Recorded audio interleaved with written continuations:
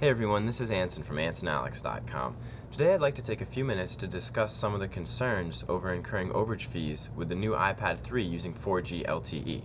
Now, for those of us in the technology industry, it's really not a surprise that over the past few days there's been tons of discussion in the news and newspapers and across the internet over people incurring overage fees in the first few days that they're using their new iPad. Now, in order to understand why this is happening and how you can help avoid that, it's important to understand a little bit of the background about how data transfer works. So when you're connected to the internet, no matter if it's wireless, wired, 4G, 3G, basically what you're doing is you're requesting information from a server or servers somewhere in the world, and that server is sending the information to your computer, which makes it available for you to interact with and read.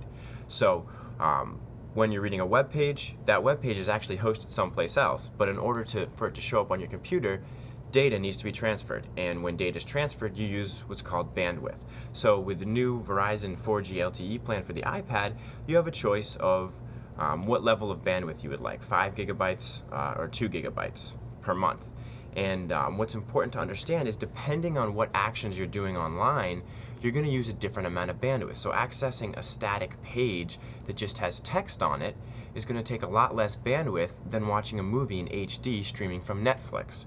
So these people who are incurring overage fees already with their iPad 3, they're doing some really intensive processes online. They're watching HD movies from Netflix and Hulu, and they're playing online games such as Facebook games and stuff like that. So what you need to do to ensure that you don't incur these overage fees is you need to prepare a little bit and realize what you should be doing at home on your wireless network and what you should be doing on 4G, and also become aware of which processes are the most bandwidth intensive.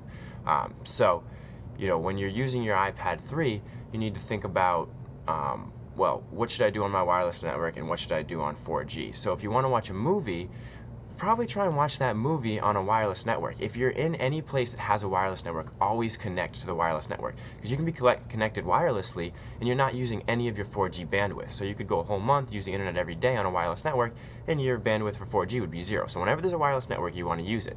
But then you also need to start thinking about planning ahead. If you have a bunch of work to do, some of that work involves responding to emails, reading articles online, and then you've got part of that workflow that involves watching videos online. You want to make sure that you do the video watching when you're on your wireless network, and then do the email stuff that's very less intensive when you're on your 4G. So you almost have to think about it as how you think about minutes with your cell phone. So we all know we all have a certain amount of minutes we use. Now we might have free weekends, we might have free nights, so you can make your longer calls on the weekends or at night. Well, as we advance here into the 21st century, we need to increase our awareness of what type of data bandwidth we're using. So you need to be aware, watching this movie is going to take a lot of bandwidth. I need to make sure I do this on a wireless network, like you would make sure you do your long calls at night. So that's something that you really need to be aware of. When you're downloading apps, some apps are pretty big. I know apps over 50 megabytes,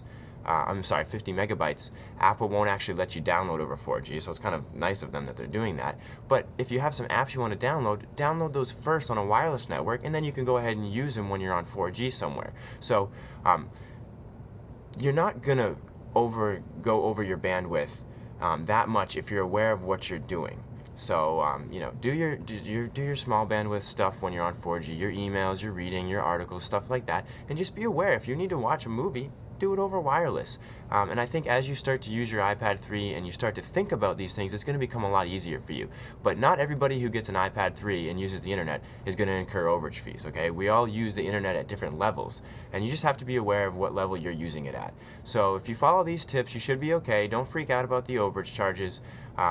It's not going to happen to everybody, and I hope that this will help you out. So this is Anson from AnsonAlex.com, and I'll talk to you next time.